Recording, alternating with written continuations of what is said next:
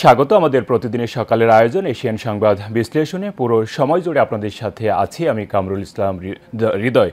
দর্শক, প্রতিদিনের মতো আমরা এই অনুষ্ঠানের মাধ্যমে দেশের শীর্ষ স্থানীয় সকল পত্রিকার প্রধান শিরোনাম তুলে ধরি ও আলোচনা করি। তো চলুন দেখে নিই এখন পর্যন্ত যে দৈনিক পত্রিকাগুলো আমার হাতে আছে তার উল্লেখযোগ্য শিরোনামগুলো। দর্শক, এই মুহূর্তে আমার হাতে আছে বেশ কিছু জাতীয় দৈনিক পত্রিকা। সকল পত্রিকাগুলোই আমরা পর্যায়ক্রমে দেখে নেওয়ার চেষ্টা করব। তো আমরা শুরুতেই শুরু করতে চাই দেশ রূপান্তর পত্রিকা দিয়ে।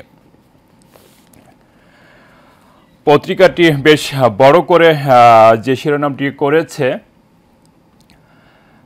বর্তমান রাজনীতি নিয়ে আসলে শিরোনামটি, রাজনীতিতে তারুণ্য শক্তি উদ্বোধন, জাতীয় নাগরিক পার্টির আত্মপ্রকাশ। এই শিরোনামের নিচে একটি ছবিও পত্রিকাটি বেশ বড় করে ছাপিয়েছে দেখা যাচ্ছে, যেখানে মানিক মিয়া এভিনিউ গতকাল নবগঠিত জাতীয় নাগরিক পার্টির আত্মপ্রকাশ অনুষ্ঠান হয়েছে এবং সে অনুষ্ঠানে দলের শীর্ষ নেতারা আছে এমন একটি ছবি পত্রিকাটি গুরুত্ব দিয়েই ছাপিয়েছে। 151 জনের কমিটির আংশিক তালিকা প্রকাশ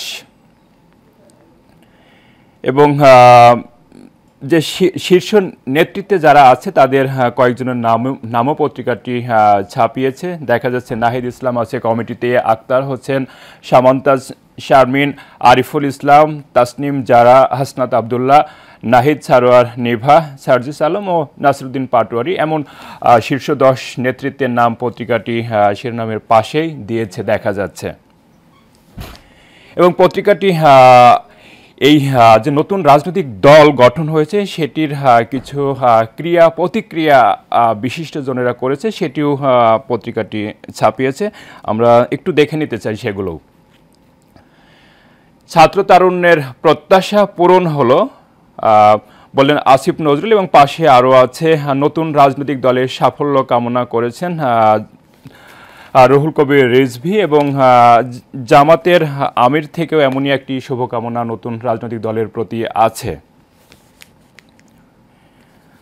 পাশে আরও আছে ভাঙচুর লুটপাট সবই হয়েছে, সাবেক প্রধানমন্ত্রী কার্যালয়ে হামলা, এমন একটি শিরোনাম পত্রিকাটি করেছে। শেষের দিকে আরও কিছু শিরোনাম পত্রিকাটি করেছে, সেগুলো আমরা এক নজরে দেখে নিতে চাই।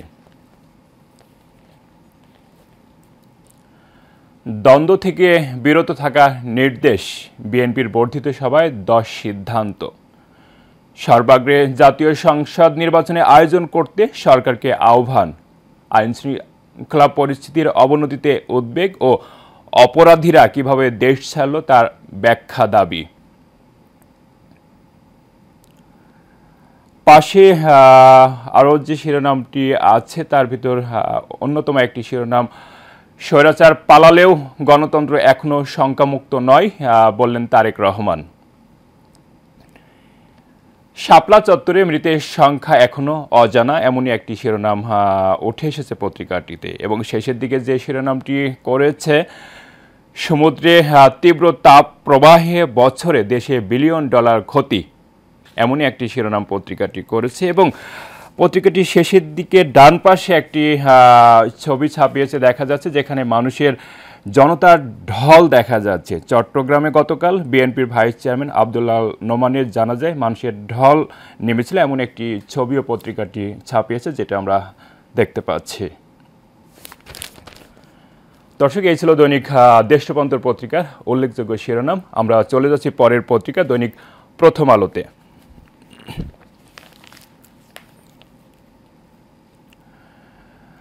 পত্রিকাটি একই শিরোনাম করেছে দেখা যাচ্ছে যে নতুন বাংলাদেশ গড়ার শপথ, অর্থাৎ নতুন দলে আত্মপ্রকাশ নিয়েই পত্রিকাটিও শিরোনাম করেছে, যেখানে দেখা যাচ্ছে বাংলাদেশকে আর কখনোই বিভাজিত করা যাবে না, বাংলাদেশে ভারতপন্থী পাকিস্তানপন্থী কোনো রাজনীতি ঠাঁই হবে না বললেন নাহিদ ইসলাম, আহ্বায়ক এনসিপি।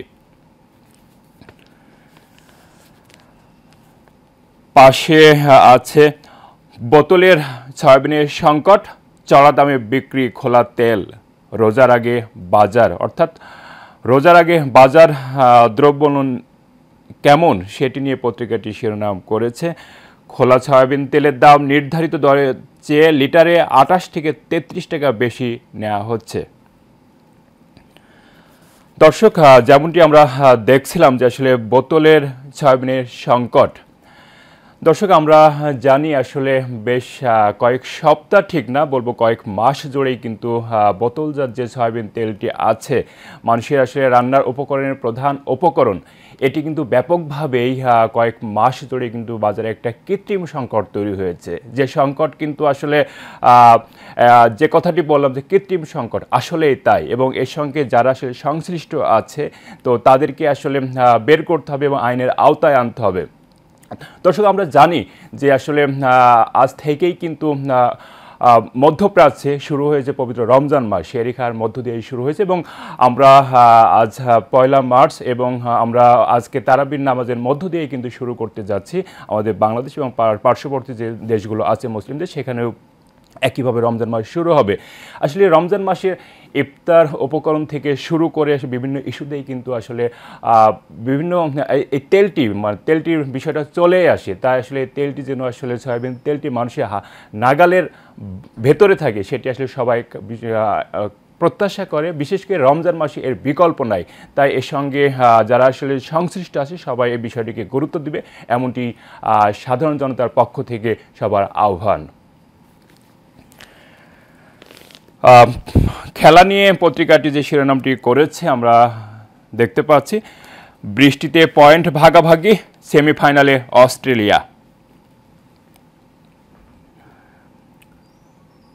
নিরাপদ দেশ গড়তে নির্বাচন বড় সুযোগ, তারেক রহমান ভার্চুয়ালি যুক্ত হয়ে এমনটি জানিয়েছে। ছাত্ররা যেহেতু স্বৈরাচার ঠেকাইতে পারছে, দেশও চালাইতে পারবো। দর্শক, এ বিষয়টি একটু তুলে ধরতে হয়।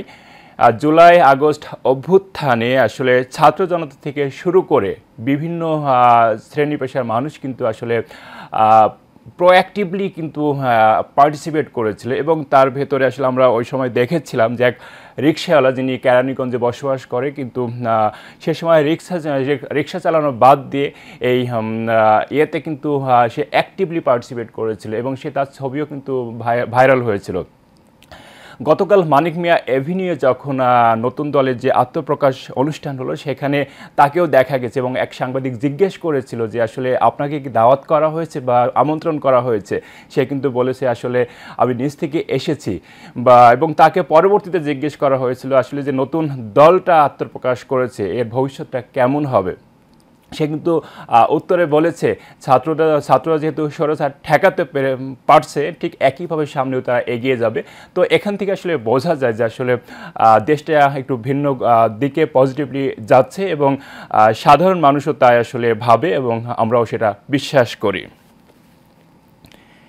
শেষের দিকে পত্রিকাটি আরও কিছু শিরোনাম করেছে, একই শিরোনামের প্যাটার্নটা ছিল, তাই আমরা চলে যাচ্ছি পরের পত্রিকা দৈনিক জনকণ্ঠে।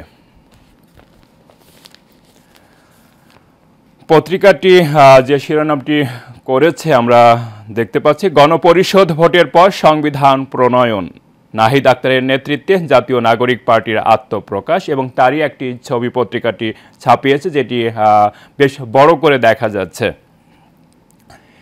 নির্বাচনী কৌশল ও সংগঠন গতিশীল করতে বর্ধিত সভায় 10 সিদ্ধান্ত, প্রাণ খুলে কথা বলেন বিএনপির তৃণমূল নেতারা।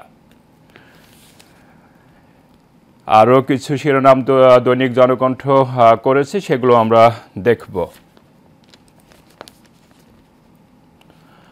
নতুন বাংলাদেশ গড়ার স্বপ্নে মানিক মিয়ায় মানুষের ঢল, যেটি আমরা দেখেছি। এবং 1401 জনকে জুলাই যোদ্ধা হিসাবে স্বীকৃতি দিয়ে গ্যাজেট প্রকাশ। ও শুল্ক ছাড়ের প্রভাব নিয়ে বেড়েছে বেশিরভাগ পণ্যের দাম, ভর্তুকিতে ভোগ্যপণ্য বিক্রি করছে টিসিবি ও প্রাণী সম্পদ মন্ত্রণালয়। এবং রোজা কবে শুরু হবে সেটি আসলে পত্রিকাটি করেছে, যেটা আমরা দেখেছি যে গত আসলে আজকেই মধ্যপ্রাচ্যে সেহরি খাওয়ার মধ্য দিয়ে পবিত্র রমজান মাস শুরু হয়েছে এবং একইভাবে আজ দিনগত রাতে আমরা তারাবির মধ্য দিয়েও আমরা আসলে শুরু করতে যাচ্ছি পবিত্র রমজান মাস এবং সেটিকে গুরুত্ব দিয়ে পত্রিকাটিও শিরোনাম করেছে। নতুন বাংলাদেশ গড়ার স্বপ্নে মানিক মিয়ায় মানুষের ঢল, যেমনটি আমরা দেখেছি সেখানে নেচে গিয়ে এসেছেন ব্যান্ডের তালে তালে। ও শেষের দিকে যে পত্রিকা শিরোনামটি দিয়েই পত্রিকাটি শেষ করেছে, লোডশেডিংয়ের কবলে পড়তে পারে দেশ, রমজান গরম ও সেচের কারণে ঊর্ধ্বমুখী বিদ্যুতের চাহিদা। পত্রিকাটি জাতীয় নাগরিক পার্টির যাত্রা শুরুকে গুরুত্ব দিয়েই শিরোনাম করেছে এবং যে শিরোনামটি হয়েছে, ভারত ও পাকিস্তানপন্থী রাজনীতির ঠাঁই বাংলাদেশে হবে না বললেন নাহিদ ইসলাম, সেকেন্ড রিপাবলিক প্রতিষ্ঠায় লক্ষ্য এনসিপির ঘোষণাপত্র। এবং এরই ধারাবাহিকতায় যে ছবিটি পত্রিকাটি ছাপিয়েছে, ঠিক ফ্রন্টেই জাতীয় নাগরিক পার্টির আহ্বায়ক নাহিদ ইসলাম বক্তব্য শেষে নেতাকর্মীদের সঙ্গে হাত তুলে দলের আনুষ্ঠানিক আত্মপ্রকাশ ঘোষণা করেন, এমনই ছবি ছাপিয়েছে। পাশে আছে নির্বাচিত সরকার গঠনের আগে গণতন্ত্র ঝুঁকিমুক্ত নয় বললেন তারেক রহমান, আইনের শাসন না থাকলে কেউ নিরাপদ নয়, এমনটি ইঙ্গিত দিয়েছে। এবং বিচার সংস্কার ও স্থানীয় নির্বাচন আগে করতে হবে বললেন গোলাম পরোয়ার। শেষের দিকে আরও কিছু শিরোনাম আছে, সেগুলো আমরা দেখব।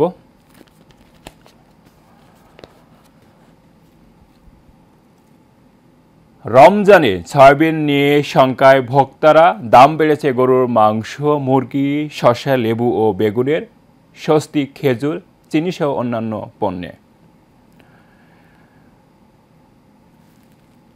এবং শেষের দিকে পত্রিকাটি একটি ছবি ছাপিয়েছে এবং যার মূল যে বিষয়টি সেটি বেইলি রোড ট্র্যাজেডির 1 বছর। দর্শক, আমরা জানি যে আসলে গত বছর ঠিক আজকের এই দিনে বেইলি রোডে আসলে যে প্রাণহানি হয়েছিল একটি রেস্টুরেন্টে আগুনে পড়ে আসলে অনেকগুলো মানুষ সেদিনে পৃথিবী থেকে চলে যায়, যারই আসলে একটি বছর আজকে পূর্ণ হচ্ছে এবং সেটিকে গুরুত্ব দিয়ে এই পত্রিকাটি শিরোনাম করেছে। বন্ধ হয়নি অনুমোদনহীন রেস্তোরাঁ, মামলার তদন্ত শেষ পর্যায়ে, অর্থাৎ এটিকে গুরুত্ব দিয়ে পত্রিকাটি শিরোনাম করেছে এবং এটি ছিল পত্রিকাটির শেষ শিরোনাম। আমরা চলে যাচ্ছি পরের পত্রিকা দৈনিক যুগান্তরে।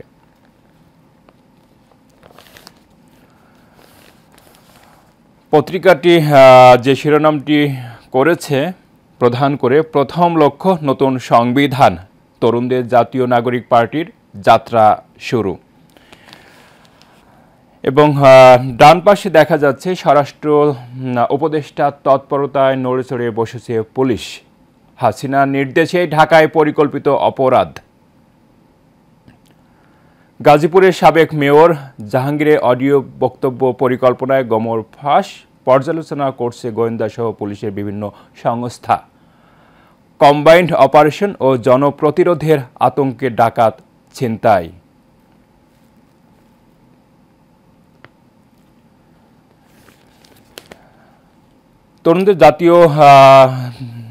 তরুণদের জাতীয় নাগরিক পার্টির যাত্রা শুরু এবং সেটির যারা কি সদস্য হয়েছে এবং দেখা যাচ্ছে আহ্বায়ক নাহিদ, সদস্য সচিব আক্তার, ভারত ও পাকিস্তানপন্থী রাজনীতির ঠাঁই বাংলাদেশে হবে না, এমনটি তারা আসলে বলেছে। এবং আরও কিছু বিষয় তারা বেশ প্রাধান্য দিয়েই বলেছে, আগামীর বাংলাদেশ হবে ঐক্যর বাংলাদেশ, সংসদে কে যাবে নির্ধারণ করবে জনগণ এবং দলে থাকবে না পরিবারতন্ত্র।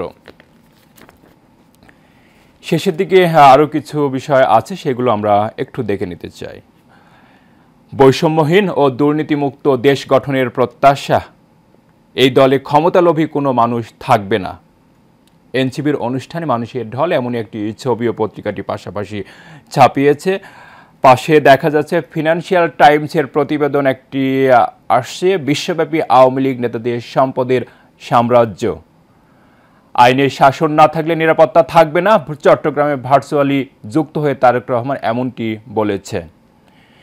এবং শেষের দিকে যে শিরোনামটি দিয়েই পত্রিকাটি শেষ করেছে, 33 মন্ত্রীসহ আওয়ামী লীগের 2 শতাধিক এমপি লাপাত্তা, আত্মগোপনের থেকে অন্তর্বর্তী সরকারের বিরুদ্ধে নানা ষড়যন্ত্রে লিপ্ত।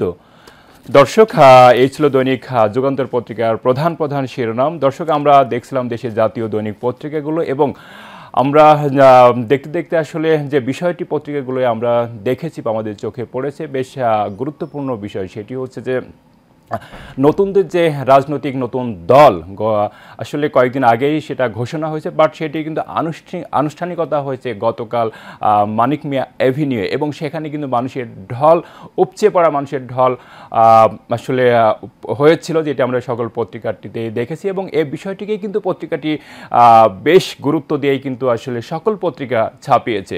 দর্শক, আমরা অনুষ্ঠানের একেবারে শেষ পর্যায়ে আবার দেখা হবে আগামীকাল ঠিক একই সময়ে। ততক্ষণ ভালো থাকুন, সুস্থ থাকুন, এশিয়ান টিভির সাথে থাকুন। ধন্যবাদ সবাইকে।